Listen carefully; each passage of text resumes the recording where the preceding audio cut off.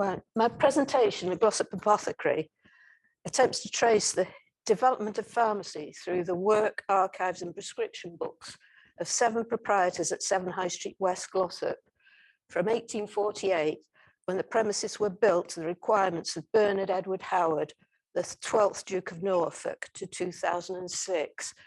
4 generations of my family were involved. Number 7 High Street West, which is down here, I don't think it'll show on there, where the coach and horses is passing on the right, was built by Benjamin Greaves, who was a blacksmith on the Duke's payroll. And in 1852, Thomas Peacock Reeks, who was the first chemist and druggist, registered as one of the first members of the Pharmaceutical Society, founded in 1841 and incorporated by Queen Victoria's Royal Charter in 1843. The ducal crest emblazoned above his shop door bore the motto of the Duke of Norfolk, sola virtus invicta, virtue alone is unconquerable. And Reeks's 1840 prescription books show evidence of symptomatic prescribing for the cholera outbreak among railway navvies building the Woodhead Tunnel.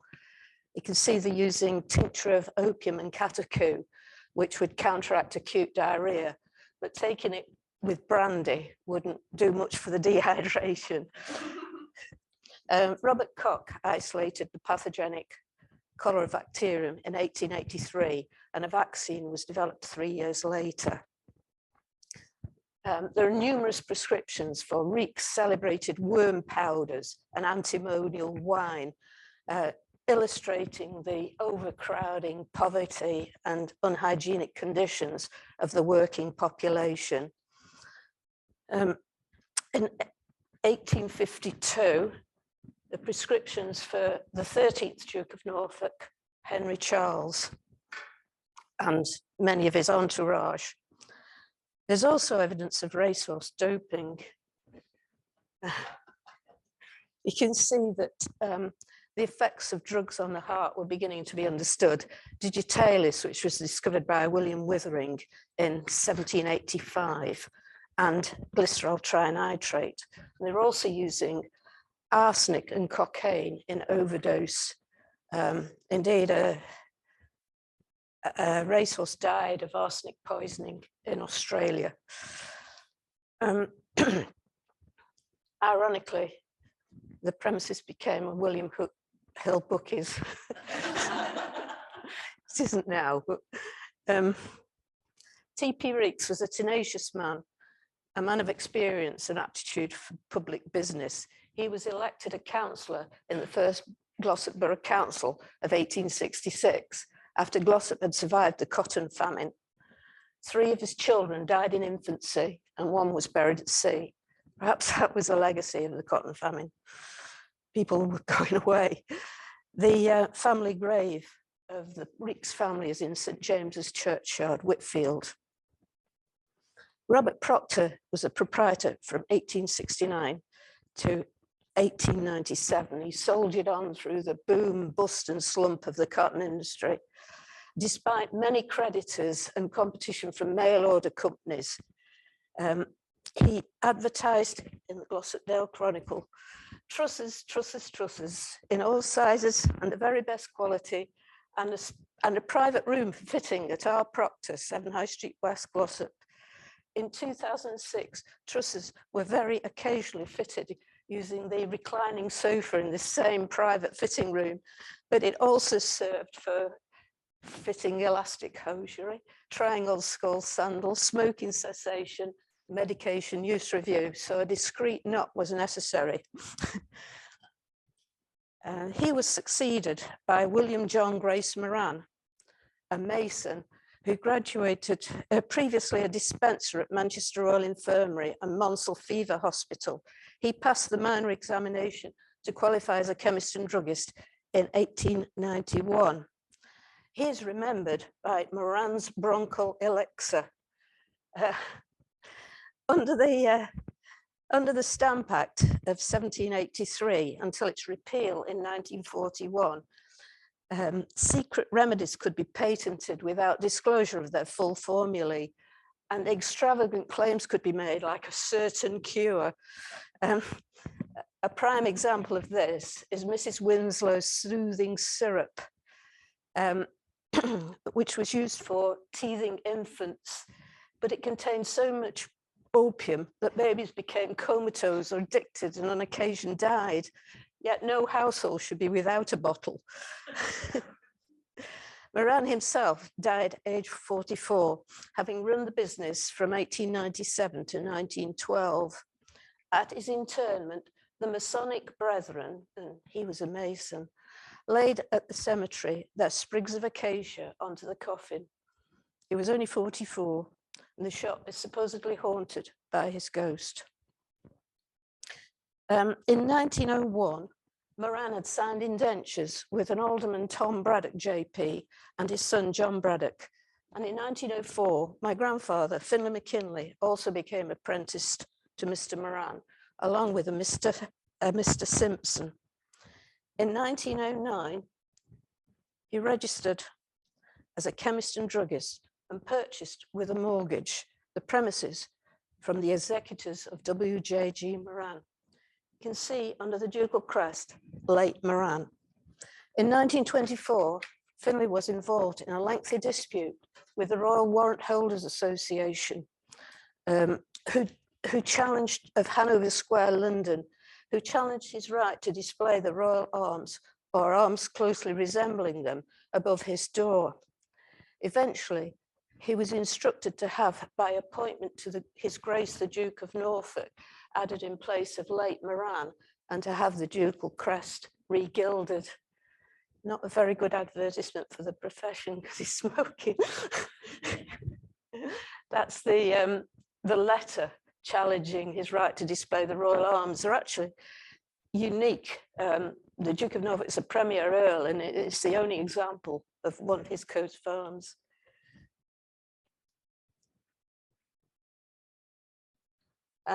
My grandfather was a man of vision who competed with the burgeoning chemist chain like Boots, who had opened a branch at number 19 High Street West, by joining national, like the United Chemists Association Limited, Cheltenham, and international trading organizations like the United Drug Company of Boston, Massachusetts. And he promoted their Rexall remedies, reaped startling one-penny bargains in the Rexall harvest sale. He died of lung cancer in 1951. His obituary said he was an enterprising man who never kowtowed to anyone. My mother and father, Noel and Edith Oliver, née McKinley, ran the pharmacy from 1944 to 2002. My mother qualified as a pharmacist at Salford University in 1944. And after leading the RAF in 1944, my father changed fields from electrical engineering and gained a degree in pharmacy from Manchester University in 1948.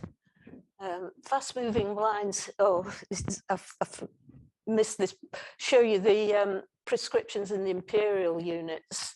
And you can see that that one was dispensed by Boots in 1924, but probably they hadn't got strengthening medicine for nervous disability, and it came to our pharmacy. Anyway, so fast-selling lines in wartime were Paragon anti-gas tape for gas-proofing a room, and Samuel Yates seeds for allotments. My father continued to promote Rexall remedies and an international advertising campaign. A typical English bobby needed to be featured. This was in a Spot the Difference competition in the PJ, this photograph.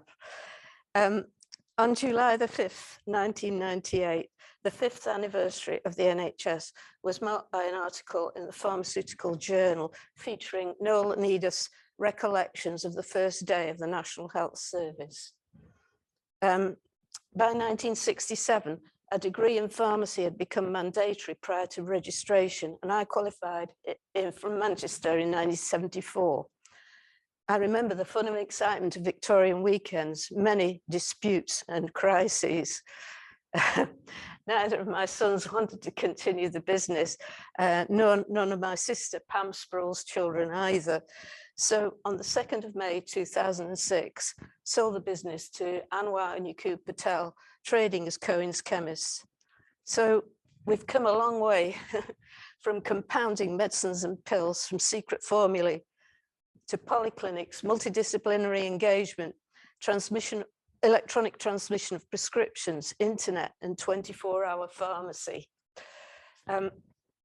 Now, as a consequence of the racehorse doping prescription, I was asked by the secretary of the Veterinary History Societies to see if there were any more veterinary prescriptions. So been back to Manchester to investigate the prescription books, and I've found about 12 in the 19th century. This is the first one. It shows a prescription for a mange parasite of the acarine family. I think Maria mentioned this. The groom catches this parasite from a horse or dog. It's 1 part of sulfur to 4.8 parts of cottonseed, olive oil, nut oil. And it's got also strong ammoniated mercury ointment for skin infestation. Then there's this one for horse balls, diuretic potassium nitrate, brown soap, powdered resin, and powdered ginger in a ratio 2 to 2 to 2 to 1. And then we've got distemper and inflammatory lung symptoms with infusion into the dog's chest. It's for Mr. Coombs' dog. The bowels are kept open with castor oil and buckthorn syrup, and the syrup of poppies is a cough sedative. Potassium iodide supposedly promotes absorption of the effusate, and you've got sarsaparilla flavoring. No, half a dose for a small dog. And then we've got iron and quinine tonic for a collie puppy. Compound ferrous sulfate syrup, 4 ounces and 12 grains of quinine sulfate. Neurological distemper, you've got liquor arsenicalis, 1% weight for volume of arsenic trioxide in 1 to 4 syrup and water, and 1 to 8 dilution. So it's got about 5 minims of arsenic trioxide twice a day. More horse balls, the carminative of caraway, aniseed, cardamom. You've got turmeric and saffron as dyes and flavoring, olive oil demulcent, and you've got licorice, Spanish juice, which is an expectorant. So really, they're using more or less the same medication as for human use. This is ongoing research, so I haven't looked at all the amounts and converted them from the imperial to metric system. So another horse draft with an expectorant and a sedative, ammonium bicarbonate. You've got opium tincture, sweet spirit of nitre, squill tincture, expectorant, strong ammonium acetate solution. And then you've got horse liniment. We've got terebinum, turpentine, and origami oil, and ammonia liniment. This is for a sheep, chloral hydrate. It's not used as an anesthetic, which is unusual. It's used for suppression of methane production in the rumen.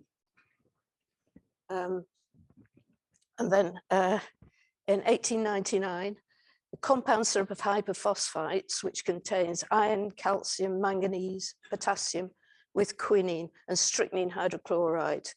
Again, there's a very small margin between stimulant and poison.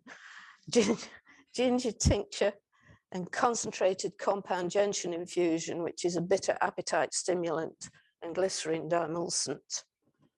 And then 1900, for Mr. Buxton's cow, sweet spirit of nitre, which is a diuretic, spirit of camphor, ammoniated tincture of valerian, which is carminative and sedative, capsicum tincture, and ammonium acetate solution, which is a mild expectorant. This is 1901, stimulating lotion. Origami oil for healing wounds, hartshorn and oil of ammonia, which has been mentioned already for as a liniment. And I have no idea what Curcassarini oil is for. Couldn't find any reference to that. Another one, compound syrup of hyperphosphites for a dog, which is a tonic, presumably, and also distemper pills. And finally, coming back to the one about racehorse doping, if you look in the Veterinary Counter Practice Chemist and Druggist Series 9th edition, published 1937, it states the maximum dose of cocaine hydrochloride is 5 to 10 grains for a horse. But for a horse of 18 months to 3 years, it should be half the dose. Well, that 2-year-old is getting the dose for an adult horse, so bet they run like the wind.